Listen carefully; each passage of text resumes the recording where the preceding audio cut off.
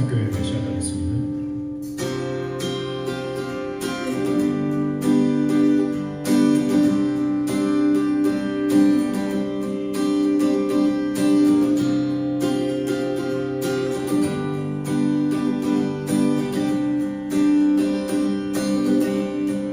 증명할 수 없는 영광을 내버리고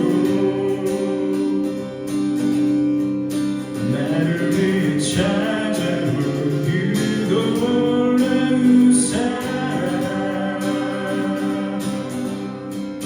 강물같이 흐르는 십자가의 은혜 내게 임하는 진실하신 주 예수 앞에 나가네.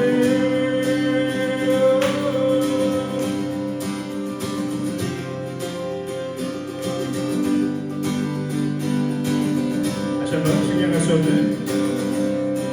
증명할 수 없는 영광을 나버리고 나를 위해 찾아온 그 놀라운 사랑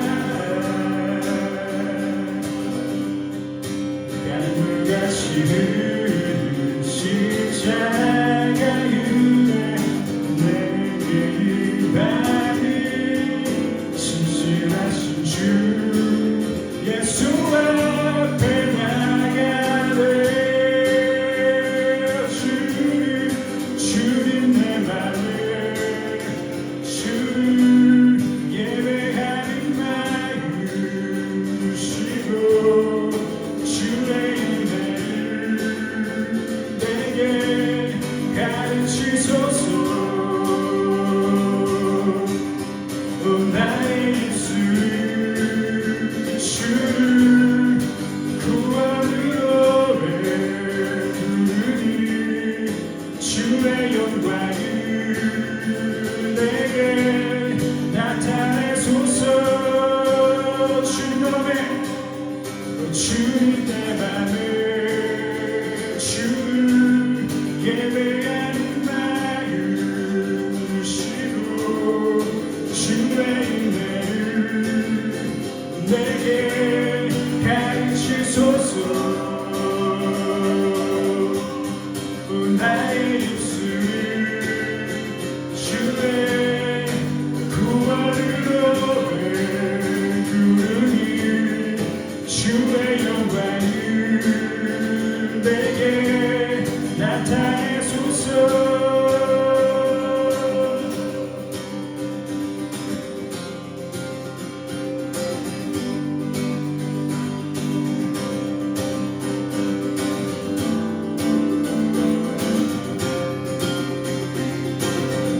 처음으로 다시 한번 고백합니다. 증명할 수 없는 영광 증명할 수 없는 영광을 다 버리고 나를 위해 찾아온 그 놀라운 사랑 강물같이 흐르는 십자가의 은혜 내게 임하는 진실하신 주 예수 앞에 나가네. 주님 내 맘을 주를 예배하는 마음 주시고 주의 은혜를 내게 가르치소서. 나의 입술을 주의 구원으로 부르니 주의 영광을 내게 나타내소서.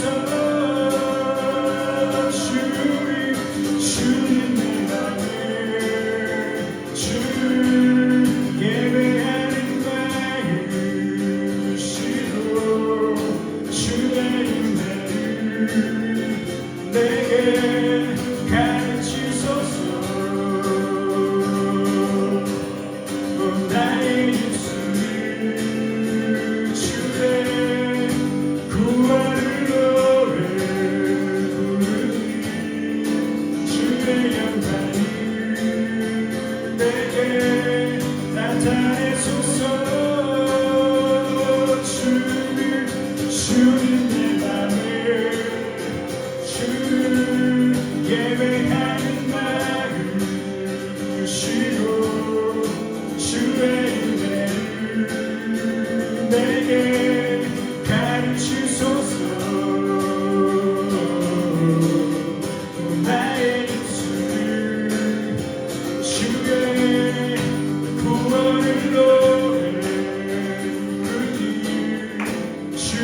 영광을 내게 나타내소서.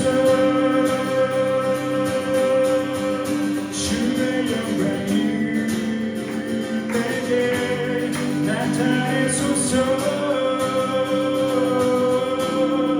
주의 영광을 내게 나타내소서.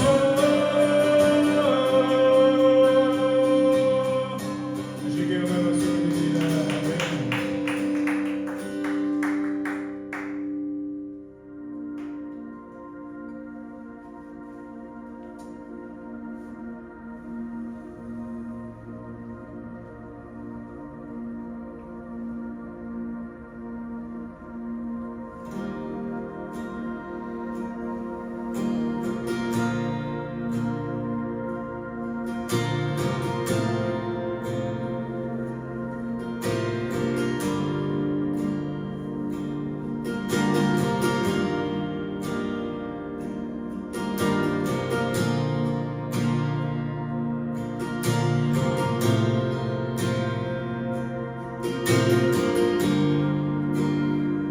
주여를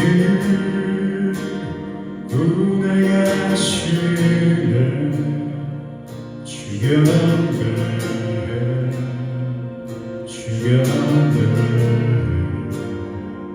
주여 길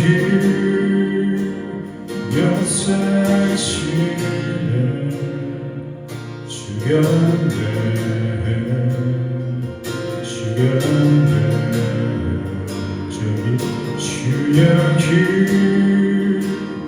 운행하시네.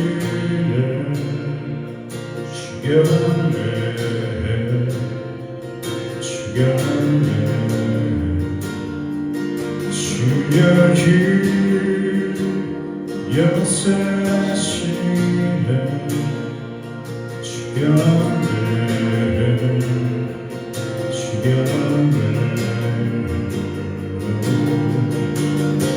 세계를 만드시는 그 기적을 행하시는 분, 그는 우리 하나님.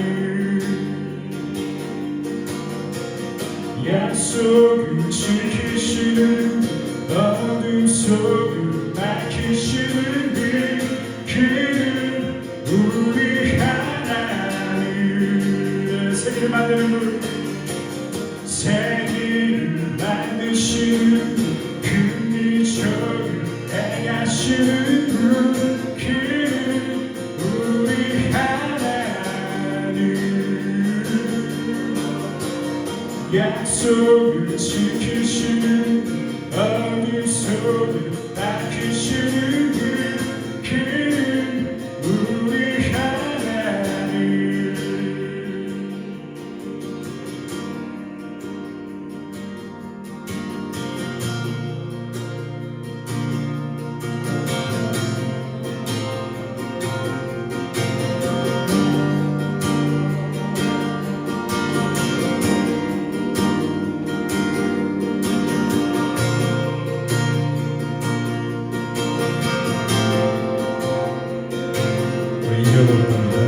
주님만 주님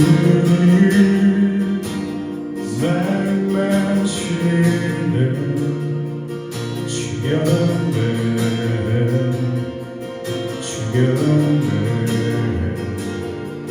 주님 치유하시네. 주여네 주님 만나시네. 우리 만나시네. 주여네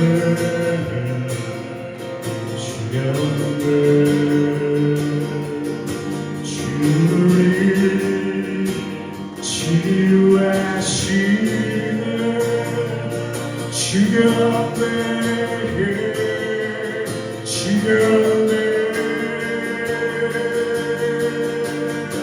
세계를 만드시는 그 기적을 행하시는 분, 그는 우리 하나님.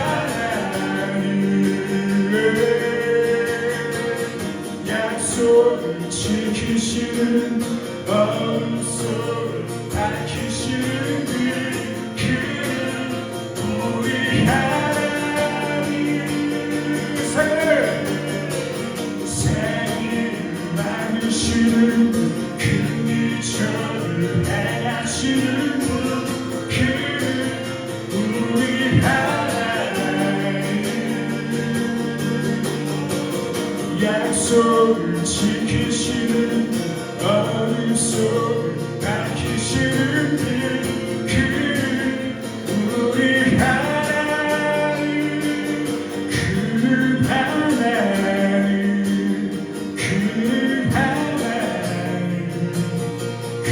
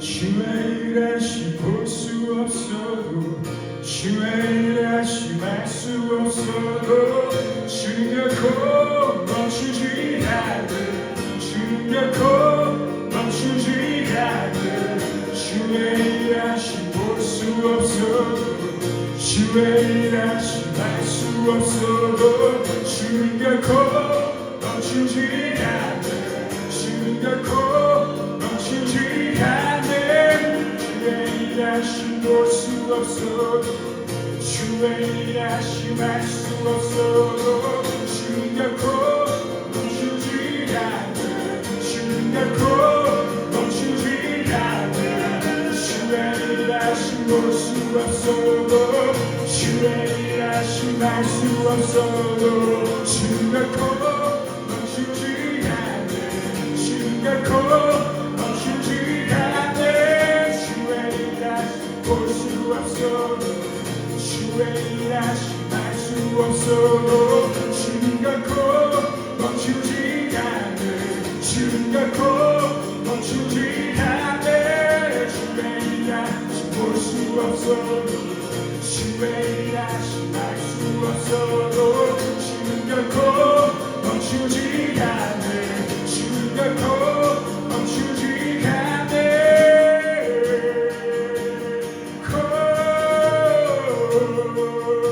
볼 수 없어도 알 수 없어도 주의 시간 우리 모두 볼 수 있네. 우리 하나님의 크신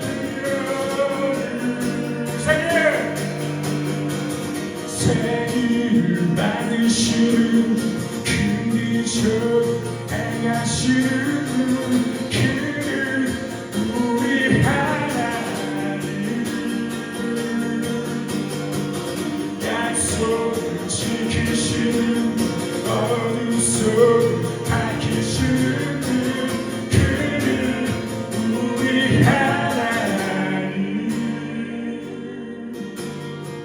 새를 만드시는 그 이적을 행하시는 분 그는 우리 하나님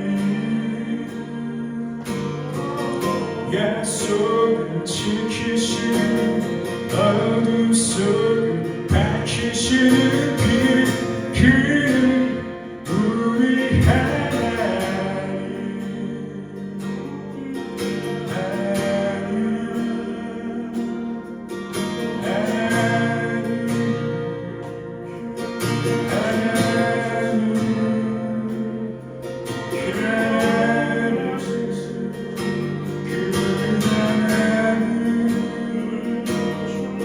Oh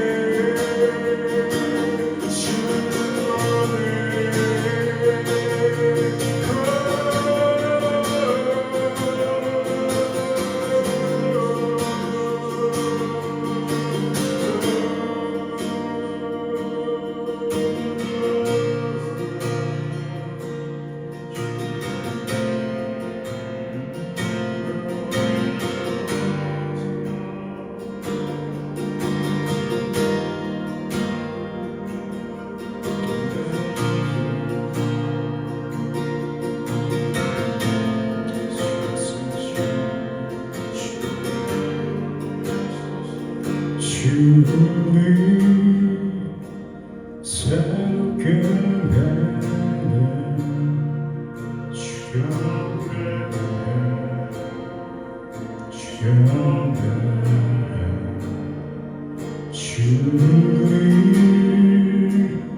회복시키는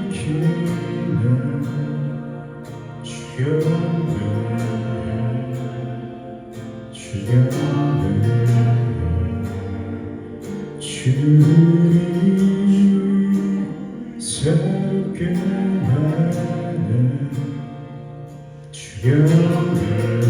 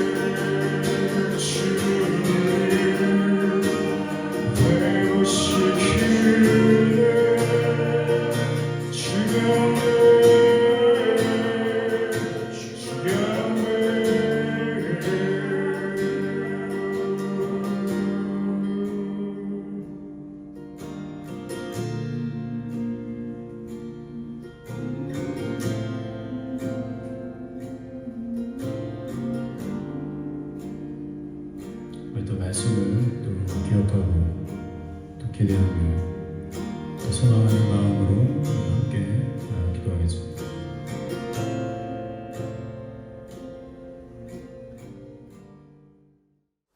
우리 함께 우리 사도신경으로 우리 신앙 고백하겠습니다. 전능하사 천지를 만드신 하나님 아버지를 내가 믿사오며 그 외아들 우리 주 예수 그리스도를 믿사오니 이는 성령으로 잉태하사 동정녀 마리아에게 나시고 본디오 빌라도에게 고난을 받으사 십자가에 못 박혀 죽으시고 장사한 지 사흘 만에 죽은 자 가운데서 다시 살아나시며 하늘에 오르사 전능하신 하나님 우편에 앉아 계시다가 저희로서 산 자와 죽은 자를 심판하러 오시리라. 성령을 믿사오며 거룩한 공회와 성도가 서로 교통하는 것과 죄를 사하여 주시는 것과 몸이 다시 사는 것과 영원히 사는 것을 믿사옵나이다. 아멘. 오늘 함께 보실 본문은 요한복음 20장 19절에서 29절까지 말씀입니다.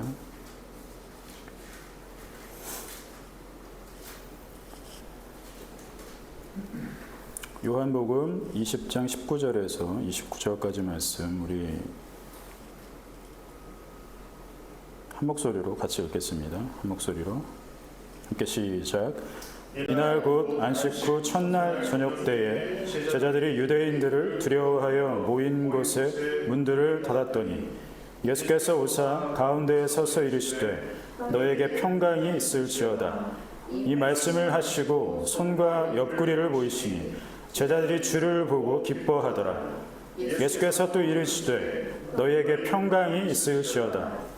아버지께서 나를 보내신 것 같이 나도 너희를 보내노라. 이 말씀을 하시고 그들을 향하사 숨을 내쉬며 이르시되 성령을 받으라. 너희가 누구의 죄든지 사하면 사하여 줄 것이요 누구의 죄든지 그대로 두면 그대로 있으리라 하시니라. 12 제자 중에 하나로서 디두모라 불리는 도마는 예수께서 오셨을 때에 함께 있지 아니한지라. 다른 제자들이 그에게 이르되 우리가 주를 보았노라 하니 도마가 이르되 내가 그의 손에 못자국을 보며 내 손가락을 그 못자국에 넣으며 내 손을 그 옆구리에 넣어보지 않고는 믿지 아니하겠노라 하니라. 여드레를 지나서 제자들이 다시 집 안에 있을 때에 도마도 함께 있고 문들이 닫혔는데 예수께서 오사 가운데에 서서 이르시되 너에게 평강이 있을지어다 하시고 도마에게 이르시되 네 손가락을 이리 내밀어 내 손을 보고 내 손을 내밀어 내 옆구리에 넣어보라. 그리하여 믿음 없는 자가 되지 말고 믿는 자가 되라. 도마가 대답하여 이르되 나의 주님이시요 나의 하나님이시니이다. 예수께서 이르시되 너는 나를 본 고로 믿느냐. 보지 못하고 믿는 자들은 복되도다 하시니라. 아멘. 자, 예수님께서 이제 부활하신 후에 제자들과 또 몇몇 무리의 사람들이 한 집에 모여 있었습니다. 자, 요한은 이들이 모여 있던 이유가 두려웠기 때문이라고 이제 밝히고 있거든요. 두려움 때문에 그들이 어느 한 집에 함께 모여 있었습니다. 자, 제자들과 또 모여 있던 사람들은 뭐가 두려웠던 걸까요? 자, 그곳에 함께 모여서 있었던 이유는 그들이 유대인들에게 붙잡힐까봐 두려웠기 때문에 그들이 함께 모여 있었습니다. 뭔가 모여 있으면은 뭔가 두려움이 좀 사라지는 그런 효과가 있으니까 그렇겠죠. 자, 당시에 이제 유대 사회를 어지럽혔던 무리의 수장인 자칭 하나님의 아들 예수, 그들은 그렇게 부르죠. 자칭 하나님의 아들 예수가 로마의 형벌인 이 십자가형을 받고 죽었습니다. 자, 대역죄인이 죽은 거예요. 그들이 봤을 때는. 그러니까 대역죄인인 이 예수와 함께 있었던 그 무리들, 이 작당들을 이제 토벌하는 계획을 세웠겠죠. 자, 그러니까 유대인들에게 붙잡힐까봐 두려웠던 겁니다.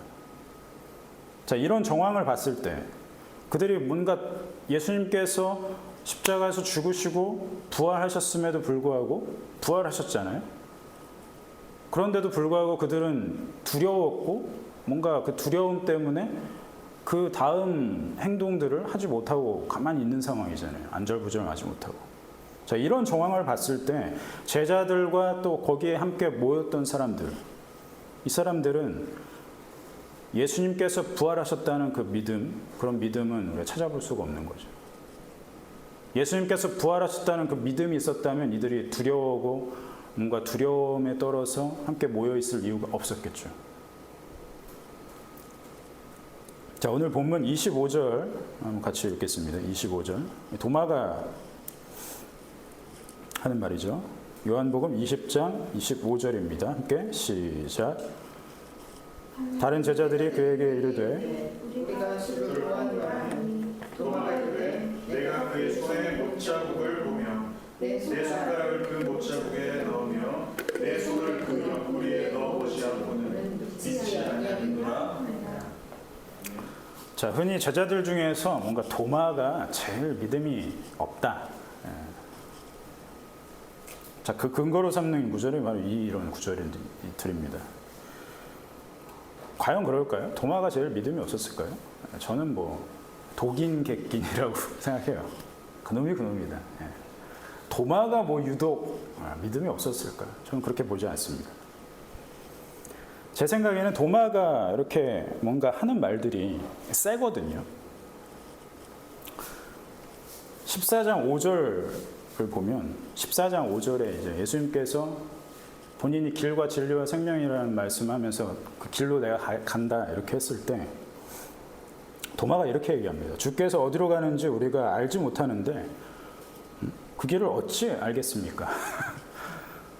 그러니까 예수님이 뭐라고 하면은 도마는 옆에서 뭔가 토를 다는, 우리가 모르는데 그 길을 어떻게 알겠습니까? 그래서 어떻게 알고 가겠습니까? 뭔가 이런 어떤 적극적인 언행들을 한단 말이에요, 도마는. 그러니까 요한이 봤을 때 요한은 제자들 중에서 굉장히 젠틀하잖아요. 예. 뭔가 여린 심령을 갖고 있다고 생각합니다. 그러니까 요한이 봤을 때는 도마의 말의 수위가 센 거예요. 그러니까 도마의 말을 이렇게 적어놓은 겁니다. 내가 그의 손의 못자국을 보면서 내 손가락을 그 못자국에 넣으면서 내 손을 그 옆구리에, 창에 찔린 그 옆구리에 넣어보지 않고는 내가 결단코 믿지 않겠다. 세죠, 좀 수위가. 다른 제자들도 뭐 예수님의 부활을 믿지 못하고 있는 상황은 맞습니다. 똑같습니다. 10명의 제자들, 그리고 그 사람들과 함께 했던 사람들은 다 믿음이 없는 거예요, 지금 부활하셨다는.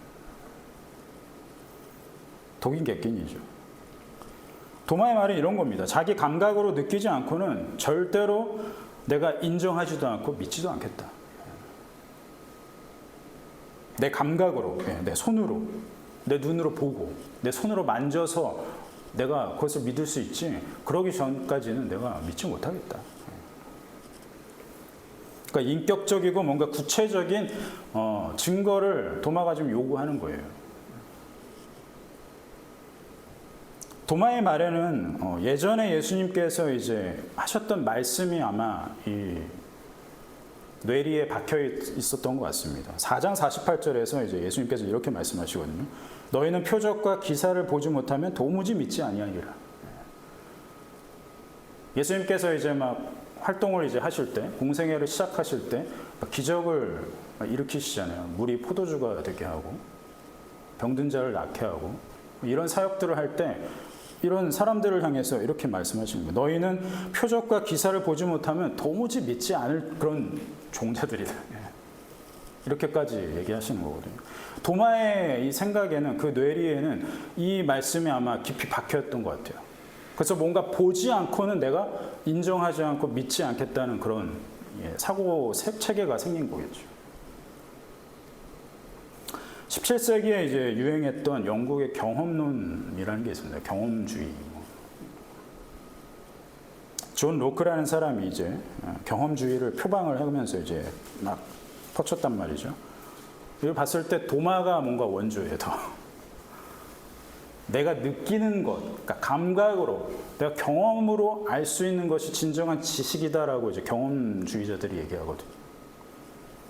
그러니까 감각과 증거로만 지식으로 인정할 수 있다. 정말 느낄 수 있고 볼 수 있는 그런 확실한 객관적인 것이 지식이 될 수 있다. 이렇게 생각하는 것과 비슷하죠. 도마의 말은. 도마의 말에서 영감을 얻었을지도 모르겠습니다. 자, 그런데 이런 경험론, 17세기에 유행했던 이 지식체계, 이런 것들은 지금도 뭔가 사람들에게 환호받는 그런 사고체계인 것 같아요. 내가 경험하지 않고는 내가 믿지 못하겠다. 이런 지식체계, 이런 지식체계를 선호하는 사람들이 이 세상에는 많이 있는 것 같습니다. 그러니까 사람들이 기독교 신앙을 거부하는 대표적인 이유가 뭐예요? 하나님이 보이지 않는데 어떻게 믿겠냐? 그거지 않습니까? 있으면 지금 당장 눈앞에 보여달라. 내가 눈으로 보고 내가 손으로 만져봐야 알겠다. 그러니까 이런 사람들의 생각은 뭡니까? 내가 만져보지 않고 내가 보지 않으면 하나님은 없는 게 되는 거예요. 그렇죠? 그 사람들에게는. 그러면서 사람들은 하나님을 믿는 것을 굉장히 뭔가 비논리적이라고 생각하죠. 자기들은 논리적입니까? 내가 보고 내가 느낄 수 없으면 지식으로 인정하지 않겠다는데 그건 논리적인 생각이라고 생각하고, 하나님, 보이지 않는 하나님을 믿는 것은 마치 비논리적인 것처럼 생각한단 말이죠. 그렇게 판단합니다. 추상적이고 현실에 존재하지는 않지만 마치 있는 것처럼 생각해서 믿는다. 너희는 그렇게 믿고 있어. 기독교인들을 향해서 그렇게 얘기하죠. 없는데, 사실은 없는데 있는 것처럼 여겨서 거기서 뭔가 마음의 평안을 얻는 거 아니냐. 그게 너희가 믿는 하나님의 존재 아니냐. 많은 사람들이 기독교를 그렇게 바라봅니다. 그러면은 우리가 좀 팩트 체크를 해볼 수 있겠죠. 내가 눈으로 보고 손으로 만진 감각으로 얻은 것은 과연 절대 지식이 될 수 있는가? 그렇다면 그것은 얼마나 지속될 수 있는 지식인가? 내 감각으로 느껴진 것은 믿을 수 있다면 그것은 영원한 지식이 될 수 있는가? 결론부터 얘기하면 보장할 수 없습니다. 내가 느꼈다고 어떤 증거를 확실히 얻어서 내가 그것을 내 절대적인 지식으로 장착을 했는데 그것이 영원한 지식으로 될 수 있냐? 그걸 한번 따져보죠. 성경에 뭐 수많은 근거가 가득합니다. 한 군데만 보면 이스라엘이 이제 이집트에서 노예로 생활하다가 하나님께서 모세를 이제 지도자로 삼죠. 그러면서 이제 이스라엘을 이집트에서 탈출시킵니다. 이걸 출애굽 사건이라고 그래요. 부르죠. 자, 이집트에서 탈출하긴 했지만 뭔가 이들에게 보장된 건 광야였습니다. 광야 생활이에요. 힘든 생활. 뭔가 노예에서 힘든 노예 생활에서 탈출했으면 뭔가 보장되는 생활이 주어져야 될 거 아니에요. 근데 그들에게 보장된 게 광야 생활이었다는 거죠. 황량한 광야, 말 그대로. 광야니까 먹을 게 없습니다. 뭐 어떤 곳은 뭐 풀 한 포기도 나지 않는, 뭐 오아시스도 있을 수 있겠지만 풀 한 포기 나지 않는 땅이 대부분인 게 광야잖아요. 이스라엘이 이제 먹을 걸 달라고 아우성 쳤습니다. 처음에는 이집트에서 바리바리 쌓아갖고 와가지고 먹을 게 좀 있었죠. 그거 다 먹으니까 우리 돌아가는 게 좋지 않냐? 먹을 것도 없는데 먹을 게 뚝 떨어졌잖아요. 하나님께 먹을 거 달라고 아우성 칩니다. 그러니까 뭘 주십니까? 만나를 주시죠. 자, 민수기 11장을 보면 만나의 생김새가 나와요. 민수기 11장을 좀 미리 찾아주시면 좋을 것 같습니다. 만나가 뭐냐? 진주 모양으로 여기서 묘사합니다. 진주 모양으로 된 아주 작겠죠. 뭔가 진주 모양으로 된 동그란 어떤 하나의 씨앗 같은 생김새였습니다. 그 만나는 이 세상에 어떤 존재하는 식량이 아니었어요. 하나님께서 창조해서 새벽에 이슬이 내릴 때 같이 내려주십니다. 그래서 자고 일어나면 이제 만나가 막 어떻게 보면 꽃이 피듯이 막 열려 있는 거죠. 그러니까 뭐 수고할 것도 없어요. 뭐 땅 파고 막 이렇게 할 필요도 없습니다. 그냥 잡아서 주머니에 넣으면 돼요. 그게 하루치 식량이 되는 겁니다. 다음 날이 되면 또 똑같이 또 내려져 있어요. 하나님께서 창조해서 내려주신 식량이라는 거죠. 아마 제가 추측하건대 이 만나에 들어있는 영양소는 아마 완벽했을 거라고 추측합니다. 그러니까 만나만 먹어도 포만감이 생기고 뭔가 우리 몸에 필요한 필수 영양소들이 다 충전이 되는 거죠. 만나만 먹어도. 물도 필요 없어요. 수분까지 공급해 줍니다. 다른 것들을 골고루 먹지 않고서 만나만 먹어도 충분히 광야를 버텨갈 수 있는. 그러니까 하나님께서 주셨겠죠. 하나님이 주신 게 부족할 것 같지는 않습니다. 충분했을 거라고 생각합니다. 제가 꿈꾸는 게 바로 이런 거예요.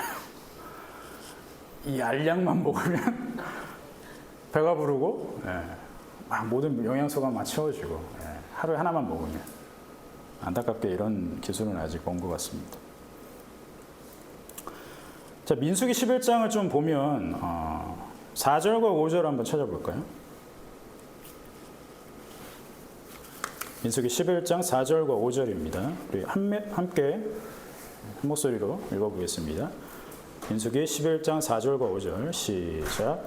그들 중에 섞여 사는 다른 인종들이 탐욕을 품음에 이스라엘 자손도 다시 올리되 누가 우리에게 고기를 주어 먹게 하랴. 우리가 애굽에 있을 때에는 생선과 오이와 참외와 부추와 파와 마늘들을 먹은 것이 생각나고. 여기서 뭐 다른 인종들이 탐욕을 품어서 뭐 고기를 달라고 했다 뭐 이렇게 나오는데 그러면 이스라엘은 죄가 없냐? 똑같은 그놈이다 생각합니다. 변명이 될 수 없어요. 다른 인종이 불평해서 우리가 어쩔 수 없이 요구했다. 변명입니다. 그러니까 이스라엘이나 다른 민족이나 똑같은 거예요. 그들은 만나로 만족하지 않았습니다. 진짜 그런 알약이 있다면 뭐 진짜 그럴 것 같아요. 그 알약 먹었는데 필요 없는데 괜히 라면 끓여 먹고 피자 시켜 먹고 할 것 같아요. 저는 알약이 나와도 똑같은 거죠. 지금 이스라엘이 그런 겁니다. 만나만 먹어도 충분한데도 불구하고 애굽에 있었을 때 먹었던, 근데 생각해 보면 노예로 있었는데 뭐 이렇게 뭐 풍족하게 먹었을 것 같진 않아요. 그렇죠? 근데도 그게 생각난다는 거죠. 부족한 거예요, 만나로는. 살펴보고 싶은 건 이런 겁니다. 경험에서 절대적인 지식을 얻었다고 해서 그것이 영원한 지식이 되냐. 만나를 내려주셨는데 그것만 먹어도 충분하고 그것을 내려준 사실 자체가 신비한 일이고 이 기적을 우리가 겪었는데 이스라엘에게는 하나님이 함께 하신다는 어떤 증거들이 가득한데 그게 절대적인 지식 그리고 영원한 지식이 됐냐? 그렇지 않다라는 거예요. 그 지식은 온데간데 없이 사라지고 애굽에서 먹었던 그 먹었던 것들이 생각나는 거예요. 그 인간은 그런 존재인 겁니다. 처음에 만나를 만났을 때는 어땠을까요? 기뻤겠죠. 이게 무슨 신기한 일이야. 하나만 먹어도 충분하네. 배가 부르네. 몸에 힘이 생기네. 광야를 걸어갈 수 있는 힘이 생기네. 세상을 다 얻을 듯한 그런 기쁨, 오래가지 않았습니다. 그러니까 이스라엘이 광야에서 이 세상에서 경험할 수 없는 그런 기적을 경험했잖아요. 우리가 이적이라고 부르는 것, 기적이라고 부르는 것들을 그들을 경험을 했습니다. 낮에는 엄청난 크기의 구름으로 광야를 행군하는 그 이스라엘을 다 덮어주셔서 햇빛으로부터 그 뜨거운 태양으로부터 지켜주셨단 말이에요. 40도, 50도까지만 올라가잖아요. 밤에는 뭐 충분한 옷을 입었겠습니까? 아마 추위가 낮과는 완전 상반된 기온을 보이잖아요. 그 가운데에서 아마 그 추위가 버티기 힘들었을 것 같습니다. 실제로 신해산 뭐 이렇게 등정해 보는 뭐 사람들 이야기를 보면 밤에는 실제로 좀 쌀쌀하다고 해요. 그런 기온 차이가 있는 가운데에서 어떻게 하십니까? 밤에는 불기둥으로 그들을 따뜻하게 보호하시잖아요. 더 신기한 건 저는 이런 겁니다. 그들이 입은 옷이 뭐 충분했겠습니까? 그들이 신은 신발. 놀랍게도 하나님께서는 그들의 입은 옷, 신발이 닳지도 않았다고 말씀하시거든요. 8장 4절. 신명기 8장 4절을 보면 이 40년 동안 내 의복이 헤어지지 아니하였고 네 발이 부르트지 아니하였느니라. 이게 놀라운 일이죠. 그렇죠? 의복이 닳지를 않아요. 40년 동안. 이런 옷이 지금 있다면 신발이 헤어지지도 않아요. 더 놀라운 건 발이 부르트지도 않습니다. 제가 군대에서 행군이라는 걸 했는데 진짜 조금만 걸어도 물집이 잡히고 막 그러고요. 그거 부르트는 거잖아요. 40년 동안 걸었는데 그 발이 멀쩡하다는 거예요. 다리 다치는 사람도 없고 광야 생활을 해서 병나는 사람이 없는 거예요. 놀라운 일이죠. 목마르다고 하면 반석 쳐서 물 주십니다. 사실 만나에 다 들어있긴 하지만 물을 달라고 하니까 물을 주시는 거예요. 마치 어린아이를 얼려듯이. 이런 갖가지 초자연적인 일을 경험했어요. 그러면은 그들 안에 놀라운 하나님에 대한 믿음이 생겨야 될 거 아니에요. 그들 안에 있는 건 반대로 불신앙이죠. 그들은 하나님을 신뢰하지 않습니다. 계속해서 그래서 원망하죠. 우리 다시 돌려보내주세요. 우리 여기서 죽일 겁니까? 눈으로 봤습니다. 손으로 만졌죠. 입에 넣어서 먹었죠. 불 쬐겠죠. 구름에 가려진 태양을 보면서 걸었겠죠. 그들이 경험한 지식이었어요, 이거는. 그러나 오래가지 않았습니다. 만약에 지금 예수님께서 이 땅에 다시 오셔가지고 자신이 십자가에 못 박혔던 자국을 보여주시고 만져보라고 했을 때 사람들은 어떻게 반응할까요? 야, 만져봐. 한번 봐봐. 진짜지? 믿을래? 100번 양보해서 사람들이 믿을 수 있다고 쳐요. 그럼 그 믿음이 얼마나 갈까요? 오래 갈까요? 직접 봤잖아요. 만졌잖아요. 경험했잖아요. 그럼 믿어야죠. 그러나 영원하지 않을 겁니다. 그러니까 이스라엘 통해서 보여주신 것들이 그런 거잖아요. 경험에서 얻은 지식, 그 지식으로 살 수 있는 존재였다면 우리는, 그러니까 이스라엘은 결코 실패를 맛봐서도 안 되고 우리도 실패를 맛봐서는 안 돼요. 우리가 경험한 하나님이 있다면 그 경험으로 우리는 지식이 충만해야 될 텐데, 하나님 아는 지식이 충만해야 될 텐데 그것으로 살 수 있냐는 거예요. 계속해서. 그렇지 못하죠. 우리의 존재가 그런 거죠. 저는 부족한 남편입니다. 부부 생활만 해도 그렇잖아요. 아내가 막 진리를 깨닫게 합니다. 그러면은 이제 그걸 한번 딱 듣고 캐치를 해서 다음에는 그 실수가 없어야 되는데 똑같이 하잖아요. 똑같이 실수하잖아요. 영원하지 못해요. 경험한다고 해도. 그러면서 회개를 해야죠. 자, 이 만나 이야기의 클라이막스를 한번 확인하겠습니다. 신명기 8장 1절에서 3절인데요. 제가 읽어드리겠습니다. 신명기 8장 1절에서 3절 말씀입니다. 내가 오늘 명하는 모든 명령을 너희는 지켜 행하라. 그리하면 너희가 살고 번성하고 여호와께서 너희의 조상들에게 맹세하신 땅에 들어가서 그것을 차지하리라. 네 하나님 여호와께서 이 40년 동안에 너에게 광야 길을 걷게 하신 것을 기억하라. 이는 너를 낮추시며 너를 시험하사 네 마음이 어떠한지 그 명령을 지키는지 지키지 않는지 알려 하심이라. 너를 낮추시며 너를 줄이게 하시며 또 너도 알지 못하며 네 조상들도 알지 못하던 만나를 너에게 먹이신 것은 사람이 떡으로만 사는 것이 아니요 여호와 입에서 나오는 모든 말씀으로 사는 줄을 네가 알게 하려 하심이니라. 아멘. 만나를 내려주신 이유에 대해서 아주 정확하게 명확하게 그 이유를 설명해 주시고 있습니다. 그 하나님의 말씀, 그 하나님의 입에서 나오는 말씀, 그러니까 만나로 사는 것이 아니라 물론 하나님께서 주신 것이지만 그것으로 사는 것이 아니라 하나님의 입에서 나오는 모든 말씀으로 사는 줄을 알게 하시려고 만나를 주셨다는 거예요. 보여주시고 먹여주신다는 겁니다. 눈으로 보게 하고 손으로 만지게 하신다는 거예요. 그래서 그러니까 오늘 주제로 바꾸면 이런 거죠. 경험이 아니라 말씀으로 믿고 살 수 있는 겁니다. 그러면 오늘 본문으로 한번 다시 돌아오시죠.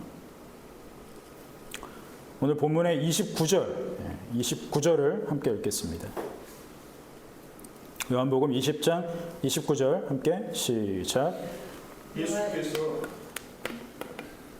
예수께서 이르시되 너는 나를 본받는 고로 믿느냐 보지 못하고 믿는 자는 복되도다 하시니. 함께 다시 한번 읽을까요? 예수께서 이르시되 너는 나를 본고로 믿느냐 보지 못하고 믿는 자들은 복되도다 하시니라. 아멘. 자, 뭔가 고집불통 같은 도마가 이제 예수님을 마주하죠. 예수님께서는 이전에 이제 도마가 앞에서 말한 것을 알고 계셨습니다. 그 자리에 없으셨지만 내가 손에 있는 못자국, 옆구리에 있는 상처 내가 만져보지 않으면 믿지 않겠다 했던 도마의 이야기를 알고 계셨어요.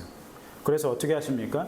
못자국 난 손, 창에 찔린 옆구리를 만져보라고 말씀하시죠. 도마가 만져봤을까요? 도마가 만졌다면 만졌다고 기록이 있을 것 같아요. 근데 그런 기록은 없습니다. 아마 도마는 그러지 않았던 것 같아요. 도마는 예수님이 자기 앞에 마주하게 되자 그 즉시로 믿었습니다. 예수님의 부활을. 어떻게 알 수 있어요? 도마가 신앙 고백을 하죠. 나의 주님이시요 나의 하나님이시니이다.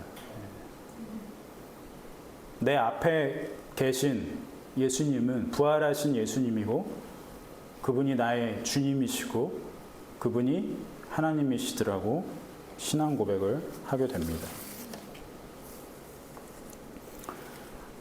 많은 사람들이 예수님의 부활을 믿지 않는 이유는 자신의 감각으로 느끼지 못하기 때문이라고 얘기합니다. 당장 눈앞에 보이지 않기 때문에 못 믿겠다. 이렇게 말을 하죠. 초자연적인 일을 마음대로 하실 수 있는 분이 하나님이세요. 하나님이 마음만 먹으면 다시 예수님께서 이 땅에 오셔서 자신의 육체를 충분히 보이실 수 있습니다.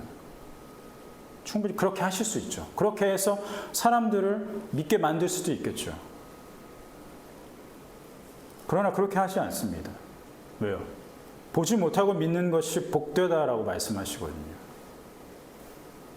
보여줘야만 믿냐? 그러나 우리가 앞에서 살펴본 것처럼 보고도 그 믿는다는 마음은 영원하지 않습니다. 본다 한들 그 지식이 영원할 거냐? 보장할 수 없다는 거죠. 하나님의 입으로 나오는 말씀으로만 하나님을 믿도록 하시는 것이 예수님의 궁극적인 목적이에요. 말씀으로만 하나님을 믿을 수 있는 것, 그것을 믿음으로 여기신다는 겁니다. 그러니까 믿음으로 산다는 것, 매일 내려주시는 만나로 사는 것이 아니라 예수님의 못자국을 손으로 만져서 경험해서 사는 것이 아니라 오직 하나님의 입으로부터 나오는 말씀을 들어서 믿는 것이죠. 그것을 통해서 우리 안에 영원한 지식이 되는 것이 바로 하나님을 아는 지식입니다. 예수님께서 말씀하셨어요. 보지 못하고 믿는 것이 복되다. 이것은 뭐냐면 하나님께서 보지 못하고 믿는 그 마음을 인정해 주신다는 뜻이에요. 보지 못하고 믿으면 너희가 행복할 거야. 단순히 이런 말씀이 아니라 너희가 보지 못하고 믿게 된다면 그 마음을 내가 인정하겠다. 그래서 도장을 꽝 찍겠다. 이 말씀입니다.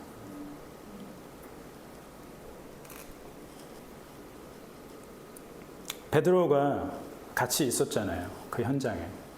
그래서 베드로 전서 1장 8절과 9절을 보면 베드로가 이렇게 복음을 전합니다. 베드로 전서 1장 8절과 9절 말씀 제가 읽겠습니다. 예수를 너희가 보지 못하였으나 사랑하는도다. 이제도 보지 못하나 믿고 말할 수 없는 영광스러운 즐거움으로 기뻐하니 믿음의 결국 곧 영혼의 구원을 믿음이라. 아멘. 다시 한번 읽겠습니다. 예수를 너희가 보지 못하였으나 사랑하는도다. 이제도 보지 못하나 믿고 말할 수 없는 영광스러운 즐거움으로 기뻐하니 믿음의 결국 곧 영혼의 구원을 받음이라. 아멘. 베드로는 알고 있었어요. 왜요? 승천하셨잖아요. 예수님께서. 이제 육체로는 우리와 함께하지 않는 그 예수님. 그래서 이 제자들 이후에 있는 사람들은 모두 다 어떻게 되는 거예요? 예수님을 보지 못하고 예수님을 믿어야 되는 거예요. 그렇죠? 보지 못하고 믿는 것이 복되다. 우리에게도 적용되는 거죠. 예수를 너희가 보지 못하였으나 그분을 너희가 사랑하는도다. 이제 영원히 보지 못하나 믿고 말할 수 없는 영광스러운 즐거움으로 가득하다는 거예요, 우리가. 그래서 믿음의 결국 뭡니까? 영혼의 구원을 우리가 받는다는 것이죠. 보지 못하고 믿음으로써. 여리고성의 라합이 그랬죠. 라합은 하나님을 본 적도 없고 만나를 먹은 사람도 아니고. 라합의 믿음은 어떻게 생깁니까? 하나님에 대해서 들었어요. 라합은. 여리고성에서 살면서 점점 이제 이스라엘이 가나안 땅으로 막 오잖아요. 가나안 땅으로 막 오는데 그 가운데 있었던 일들에 대해서 막 얘기가 막 소문이 막 번지는 거예요. 가나안 땅에. 여리고성에 그 소문이 막 들리는 겁니다. 야, 홍해를 갈라서 거기를 그 땅을 밟으면서 그들이 왔대. 그걸 하신 게 이스라엘의 여호와란 분이래. 야, 너무 무섭지 않냐? 그런 하나님이 우리가 생각했을 때 너무 두렵지 않냐? 그런 하나님, 물론 하나님이라는 소리는 안 했겠죠. 신이라고 표현했겠죠. 그런 신이라면 나는 믿을 수 있을 것 같아. 그러면서 라합 가운데 그 믿음이 들어간 거잖아요. 그래서 그 하나님을 향해서 우리 가족도 구원을 해줘. 우리 가족은 꼭 구원을 해줘. 하나님, 나는 믿고 있어. 나는 본 적은 없지만 내가 손으로 잡아서 느낀 건 아니지만 내가 그 하나님에 대한 이야기를 들었을 때 나는 믿을 수 있었어. 그래서 나는 하나님을 믿는 마음이 있어. 그러니 우리 가족 구원해줘. 이게 라합 이야기잖아요. 경험에서 얻는 지식 영원할 수 없습니다. 잠깐 그 지식으로 자리 잡는다고 해도 영원하지 않아요. 우리 앞에 당장 만나가 내려서 우리가 그것을 먹고 하나님 살아계시는구나. 하나님 역사하시는구나. 그 지식으로 사는 것이 아니라는 거죠. 말씀으로 사는, 그래서 말씀 가운데에서 우리에게 들려지는 그 복음의 이야기를 통해서 하나님을 경험하는 것만이 영원한 지식이 될 수 있다는 겁니다. 이 말씀 가운데 우리 일상의 삶에서 그 충만한 기쁨으로, 베드로가 이야기한 것처럼 그 충만한 즐거움으로 풍성한 삶을 살기를 바랍니다. 아멘. 또 말씀을 기억하면서 함께 기도하겠습니다. 잠시 묵상하시면서 말씀을 천천히 다시 떠올리시면서 기도했으면 좋겠습니다. 기도하겠습니다.